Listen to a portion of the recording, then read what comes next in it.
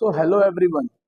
आज का जो हमारा चैप्टर है वो है क्लास 9th का, जिसका नाम है force and law of motion. इस चैप्टर में हमने क्या पढ़ना है, फोर्स के बारे में पढ़ना है और लॉ ऑफ मोशन के बारे में पढ़ना है। सेम चैप्टर आपका +1 में दोबारा रिपीट होएगा।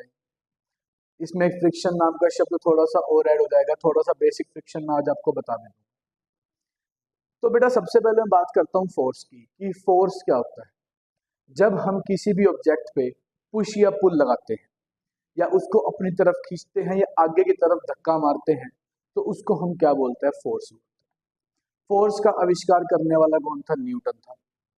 तो इसकी एसआई यूनिट भी न्यूटन पड़ी। या हम किसी चीज को धक्का मारते हैं या अपनी तरफ खींचते हैं तो हम उसको क्या बोलते हैं, फोर्स बोलते हैं। एसआई यूनिट न्यूटन है। एक और इसकी यूनिट की बात करूं तो हमारे पास डायना आता है। एक न्यूटन के अंदर जो है 10 की power 5 10 raise to the power 5 डायना पाई जाती है। अब मैं बात करता हूँ फोर्स के दो टाइप्स हैं हमारे पास बेसिकली। एक कौन सा है, एक टाइप हमारे पास ऐसा है जिसमें बैलेंस फोर्स है, दूसरे में अनबैलेंस फोर्स। जब एक ही ऑब्जेक्ट पे दोनों साइड से इक्वल अमाउंट की फोर्स लगेगी तो हम उसको बैलेंस फोर्स बोलेंगे। जब एक ही ऑब्जेक्ट पे दोनों साइड से अनइक्वल अमाउंट की फोर्स लगेगी तो हम उसको अनबैलेंस्ड फोर्स बोलेंगे। टग ऑफ वॉर, रस्सा खींचना, इसका एक उदाहरण हो सकता है हमारे पास। जब दोनों साइड बराबर तरह से फोर्स लग रही हो तो रस्सा ना उधर जाता है ना उधर जाता है, वो बीच में स्टेबल रहता है। लेकिन अगर एक तरफ से फोर्स ज्यादा लग गई हो तो वो स्टेबल बिल्कुल भी नहीं रहने। इसके बाद नेक्स्ट हमारे पास आता है कि इस ऐसा क्या हुआ कि मोशन ला के जो मोशन है, ठीक है, मोशंस के जो ला है वो निकल कर आए। तो सबसे पहले क्या था, एक साइंटिस्ट था गैलीलियो नाम से। तो गैलीलियो ने क्या करा, उसने क्या देखा कि हमारे पास दो इंक्लाइंड सरफेस है, दो इंक्लाइंड सरफेस है। जब हम एक सरफेस के ऊपर से किसी चीज को छोड़ते हैं तो वो दूसरे सरफेस के ऊपर तक जाती है। दोनों इंक्लाइन पे है, कुछ ना कुछ एंगल पे है, और वो उतने ही एंगल उतनी ही हाइट पर जाती है जितने हाइट से हमने उसको छोड़ा था। फिर वो वापस नीचे आ जाती है। इस एक्सपेरिमेंट को धीरे धीरे धीरे धीरे करते करते क्या हुआ, उसने इंक्लाइनेशन को कम करना शुरू कर दिया। ठीक है, कम करना शुरू कर दिया, जिसका मतलब जैसे फॉर एग्जांपल मान लीजिए पहले 60 डिग्री का एंगल था, 50 कर दिया, 40 कर दिया, 30 कर दिया, और करते ही करते उसने बिल्कुल प्लेन सरफेस कर दिया। तो इसने क्या पाया कि जब हम उसको ऊपर से दूसरी इंक्लाइन सरफेस से छोड़ते हैं और जब वो आगे तक जाता है तो वो बिल्कुल स्ट्रेट चलता रहेगा। अब वो स्ट्रेट क्यों चलता रहेगा, इसके दो रीजन है। एक तो सरफेस स्मूथ होना चाहिए, दूसरा उसके ऊपर कोई बाहर से एक्सटर्नल फोर्स नहीं लगी होनी चाहिए। तो वो चलता ही रहेगा, चलता ही रहेगा, रुकेगा नहीं। अगर सरफेस खुरदरा है तो वो रुक जाएगा, वो उसी टाइम स्टॉप हो जाएगा। तो यहीं से हमारे पास जो है न्यूटन का फर्स्ट लॉ जो है डिस्कवर हुआ।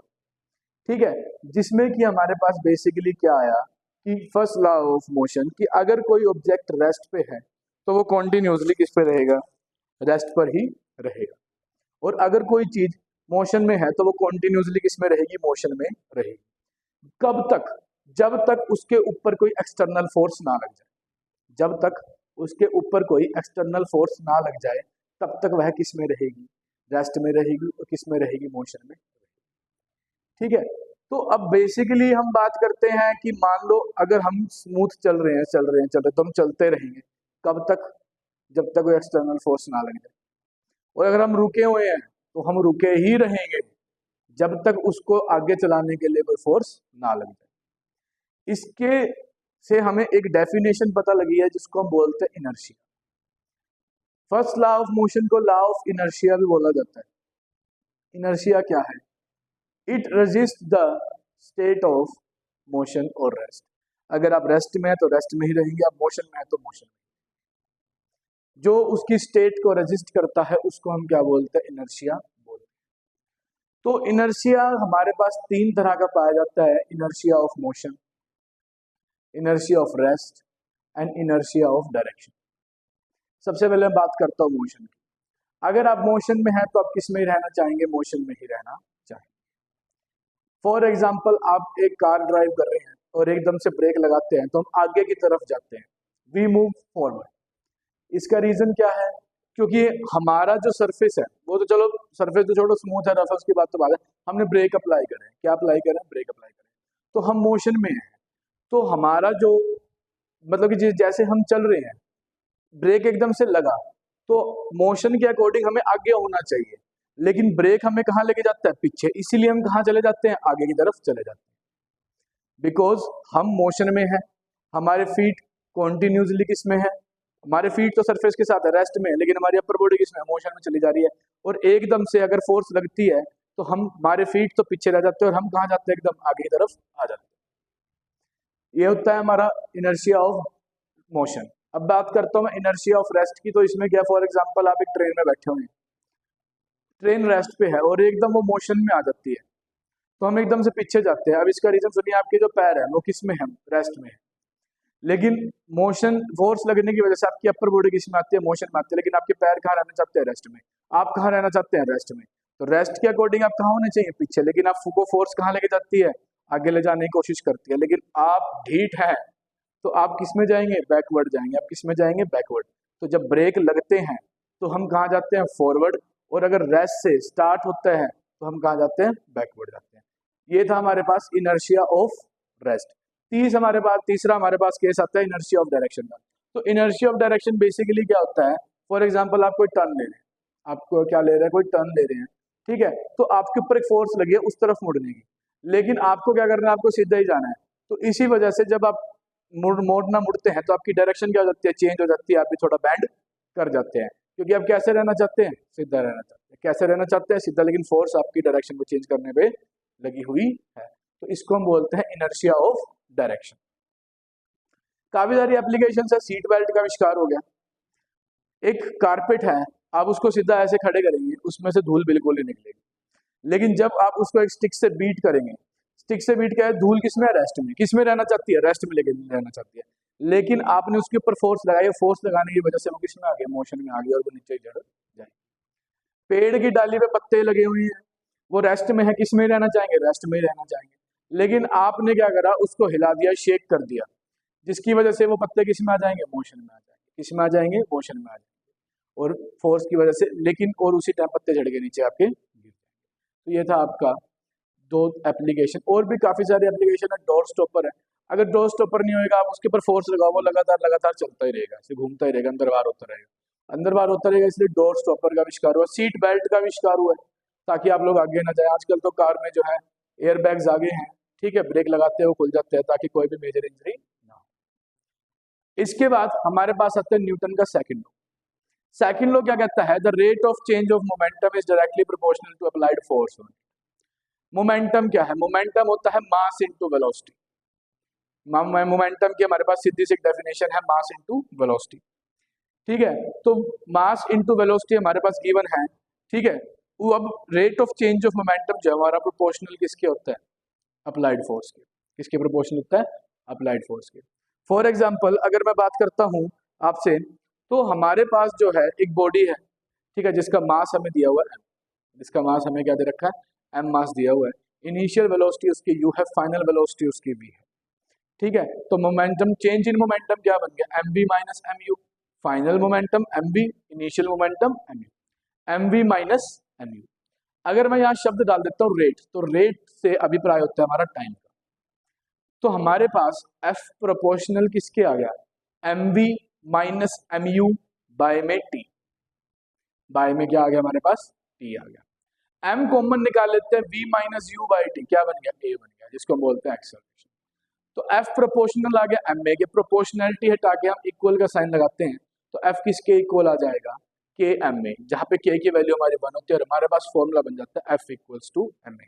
तो अगर पूछा जाए कि न्यूटन्स के सेकंड लॉ ने हमें क्या प्रोवाइड किया है, तो हम आंसर दे सकते हैं कि हमें उसने फोर्स प्रोवाइड करी। इसके नॉर्मल वे में आपको समझाऊं, इसका अर्थ बताऊं। एक क्रिकेटर है, वो कैच करते हुए अपने हाथ को नीचे कर लेते हैं। क्यों कर लेते हैं, क्योंकि बॉल ऊपर से आ रही है, हाथ नीचे करने से बॉल को नीचे आने में टाइम लगेगा, टाइम के साथ साथ उसकी वेलोसिटी क्या हो जाएगी, कम हो जाएगी, और हमारे हाथ पे फोर्स क्या लगेगी, कम लगेगी।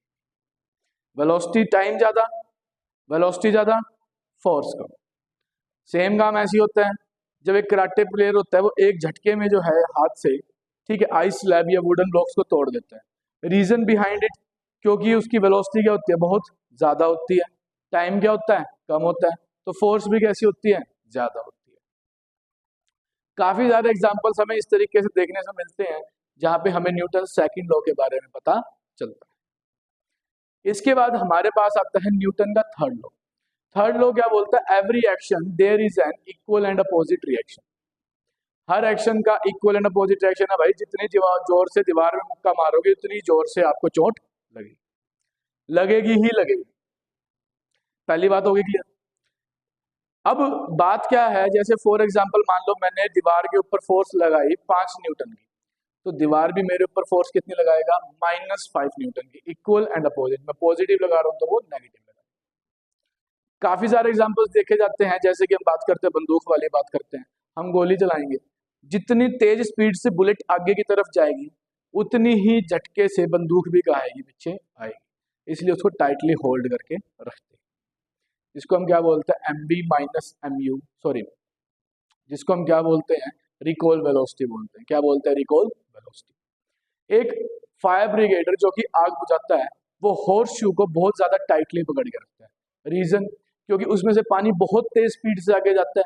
अब जितनी तेज स्पीड से पानी आगे की तरफ फोर्स लगाएगा उतनी ही फोर्स कहाँ लगेगी? बैकवर्ड भी लगेगी, जिसकी वजह से उसको वो टाइटली पकड़ के रखना पड़ता है। बुलक कार्ट की बात करते हैं, हॉर्स की बात करते हैं, हॉर्स कार्ट की बात करते हैं, तो घोड़ा जितनी जोर से फोर्स आगे की तरफ लगाएगा उतनी ही फोर्स, ठीक है, फोर्स बेसिकली आगे की तरफ लग रही है तो ग्राउंड भी उस पर कैसी फोर्स लगाएगा? फोर्स, जो मैं सिंपल भाषा में बोल देता हूँ, जो हॉर्स है वो ग्राउंड पे फोर्स लगा रहा है बैकवर्ड, तो ग्राउंड उस पर फोर्स कैसे लगा रहा है? फॉरवर्ड, जिसकी वजह से वो आगे की तरफ चल पाता है। ऐसा नहीं होएगा तो वो चल नहीं पाएगा। तो ये थे हमारे न्यूटन के तीनों लॉ। फोर्स क्या होता है मैंने आपको वो बता दिया। एक मैं बच्चे इसमें न्यूमेरिकल्स भी आते हैं, मोमेंटम आपके पास टॉपिक कट है वो मैं आपको नहीं बता रहा हूँ। तो एक आपके पास इसमें जो है न्यूमेरिकल्स आते हैं वो बता देता हूँ। न्यूटन जी के जो 3 इक्वेशन थी हमारे पास, v minus U equals to T, S equals to U T plus half A T square और V square minus U square equals to 2as। आपने ये तीनों इक्वेशन कर रखी है, मैंने आपको न्यूमेरिकल्स भी समझाए थे इसके बेस पे। सिर्फ इसमें एक स्टेप ज्यादा होता है, F इक्वल्स टू ma। आपको फोर्स निकालनी है मास इनटू एक्सेलरेशन करके। फोर्स हमेशा न्यूटन में लगेगी, मास आपका हमेशा हमेशा किसमें होएगा? किलोग्राम में होएगा, ना ग्राम में होएगा ना टन में। तीनों फॉर्मूला से पहले ए निकालिए, फोर्स का फॉर्मूला लगाइए, ma आपके पास बन जाएगा और आपके पास आंसर आ जाएगा। फिर भी किसी भी बच्चे को डाउट हो तो वो मेरे से पूछ सकता है। इस चैप्टर में आपके पास फिलहाल इतना ही है। Thank you so much.